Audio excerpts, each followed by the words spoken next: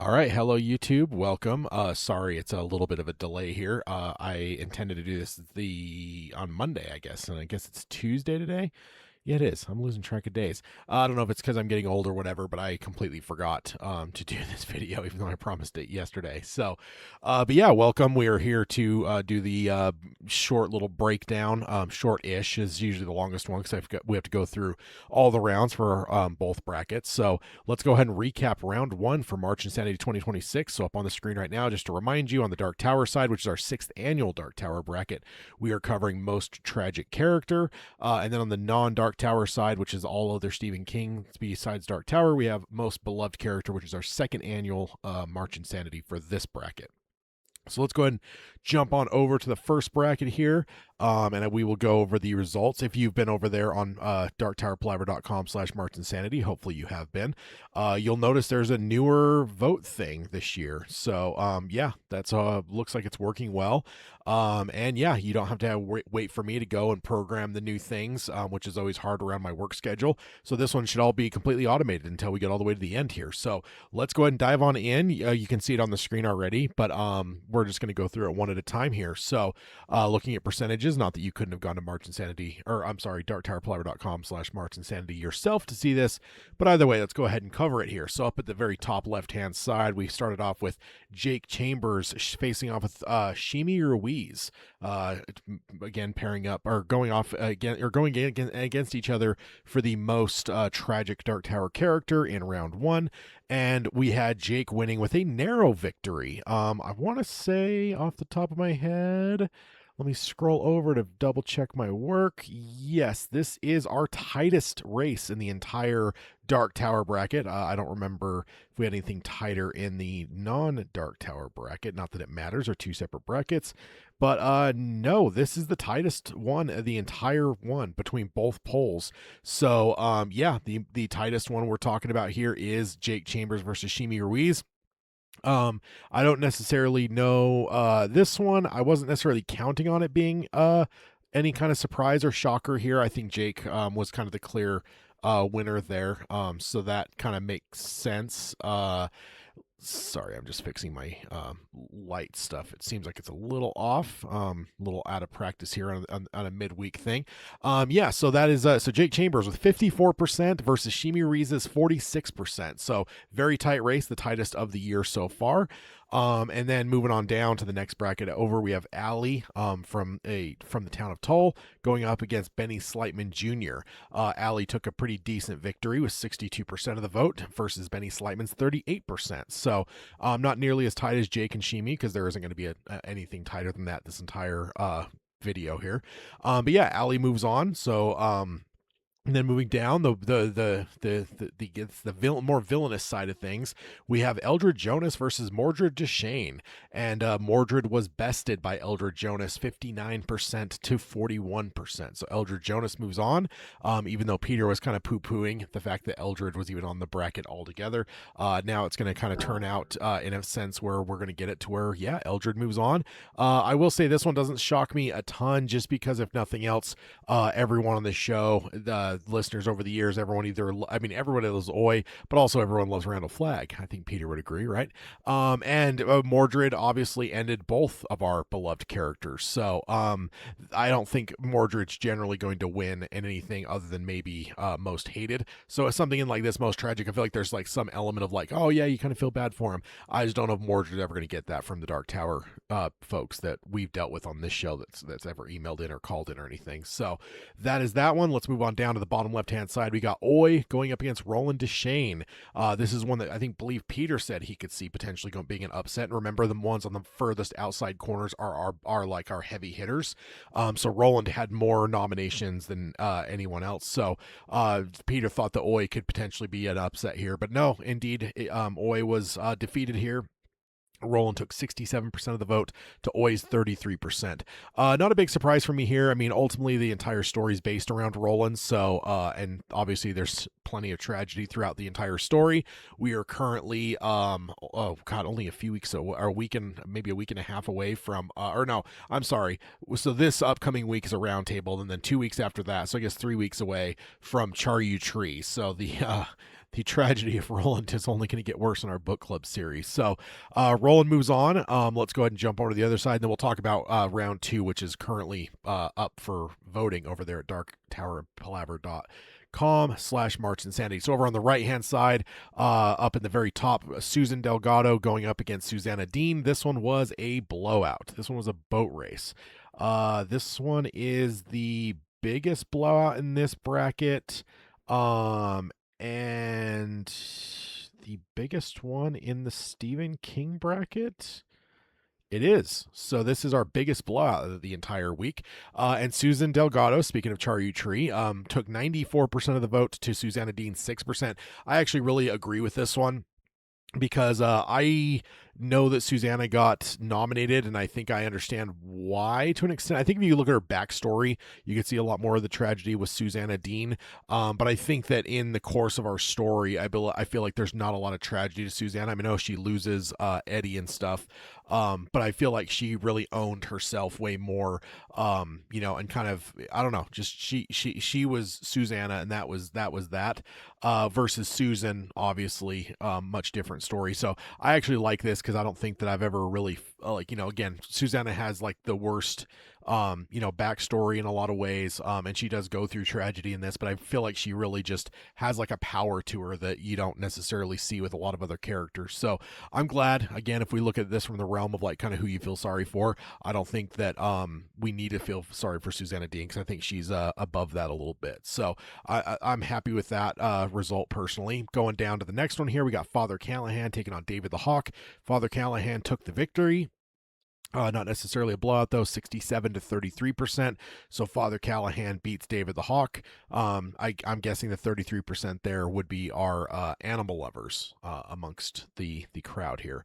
So let's go on down to the next one down. We have Gabrielle Duchesne, Roland's mother, taking on Vaughn Eisenhart, and Gabrielle takes the victory of 69% to 31%. So Gabrielle moves on, Vaughn Eisenhart gone, and then down to the final bottom one here, we have our biggest upset, I think, because I guess we haven't had any other like massive upsets that we've covered so far. No, this is our first upset for sure this time. It's Eddie Dean on the inside, meaning he was not nearly as nominated as Olive Thorin. Obviously very fresh in all of our minds from the book clubs, but Olive Thorin was the 4th highest nominated character, and she lost to Eddie Dean 59 to 41. So Eddie Dean moves on. So moving on over to round 2 then, as you can see on the screen, obviously if you're on the YouTube, because I'm only putting this on YouTube, these are YouTube exclusives.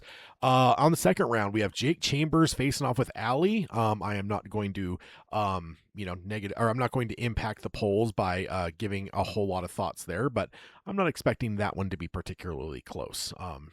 No offense to one of the characters or the other. And then down to the next one on this left side, we have Eldred Jonas going up against Roland Duchesne.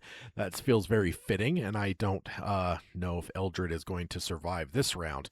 I've been not disappointed. I've been surprised before, but I just don't foresee it here. And then over on the right side, we have Susan Delgado going up against Father Callahan. I think this is a good matchup, but I do think Susan Delgado is probably going to be tough to beat, right? She's up there. She's on the outside corner, so she's one of our highest ones. And yeah, these, I don't know. We'll see. But yeah, Susan Delgado, I assume I win that one. We'll see. And then coming down to the bottom right-hand side, Eddie Dean, that pulled the upset in round 1, is facing off with Gabrielle Duchesne. So that is our round 2. So go and get your vote in. Let's see if I got... yeah, I can go ahead and pull this up real quick. So I'll pop up the schedule. I'm just doing this on the fly. I had this a little bit less schedule, or less thought out than I would have maybe like expected or hoped. But yeah, we've got March Insanity round 1 is over, March 1st through 8th. So now we are on round 2. We got March 9th through the 16th. So we got 6 more days for round 2. Please go get your round 2 votes in. And then the final 4 starts on the 17th to the 24th. And then the finals are the 25th to the 31st. We will do one of these videos on April 1st, which is where we'll unveil the winners. Of course, we always promise there's no April Fool's shenanigans, because March Insanity is no laughing matter, right? All right, so let's go ahead and jump on over to the other bracket, the non-Dark Tower Stephen King bracket. So let's go ahead and jump on over here. And let's go ahead and look at the recap. Up on the top left hand side, we have John Coffey, and this is a reminder. This is going into the realm of the most beloved Stephen King characters that on the non-Dark Tower side. And with this one, we've got John Coffey going up against Andy Dufresne. We got two I almost said Mike Flanagan, Frank Darabont, movie folks. And we got John Coffey winning 65% to Andy Dufresne's 35%. So John Coffey moves on. This is one that would have been a toss up for me. I mean, John Coffey is the favorite being on the outside corner. But I do think that Andy Dufresne is a pretty strong character, and it was a tighter race than, definitely not a blowout. Sometimes you see a lot of or sometimes you see blowouts in these first rounds, so whatever. Let's move on down to the next one. We got Danny Torrance going up against Bill Hodges, and Danny took a very decisive victory. Dan/Danny, where we're counting the entire character, not just little boy Danny. And Dan/Danny took 85% of the vote to Bill Hodges 15%. So that was quite a routing by Mr. Torrance for Mr. Bill Hodges. And then we're moving down to the next one is Tom Cullen going up against Gordy LaChance. I think this might be a pretty big upset in my mind. Definitely not poo-pooing Gordy LaChance by any means, but Gordy LaChance versus Tom Cullen. Maybe it's because I'm a stan, but I do love the stand. And Tom Cullen getting bounced 69% to 31%. So Gordy LaChance moving on, and we have lost one of our stand folks here. I'm trying to remember, we had 3, or do we only have 2 stand people? John Coffey, Andy Dufresne, Bill Hodges, Tom Cullen, Richie Tozier, Holly Gibney, Beverly, Charlie. Nick Andros. Okay. So no, we do have 3. So 1 stand person down. Gordy LaChance moves on. And then down on the bottom left-hand side, we have Richie Tozier getting a massive upset. Holly Gibney was more nominated, which is why she's on the outside corner, and she only took a 9% of the vote, where Richie Tozier took 91%. So Richie moves on decisively. So the It character, because we had 3 It characters, I believe, as well to start off, and we've got and 3 stand characters, so a little bit of a Peter versus Tad thing there. And the stand lost one, whereas the It cast moved one forward. So let's jump on over to the other side. Speaking of It, we've got Beverly Marsh taking on Charlie McGee, probably one of the tougher ones for Peter to vote on, but Beverly Marsh took a very decisive victory with 93% of the vote to Charlie McGee's 7%. So not a huge surprise, just because outside of John Coffey, Beverly Marsh was I think that's what it was. I think I do usually do it in order, like kind of clockwise. So John Coffey would have been the most nominated.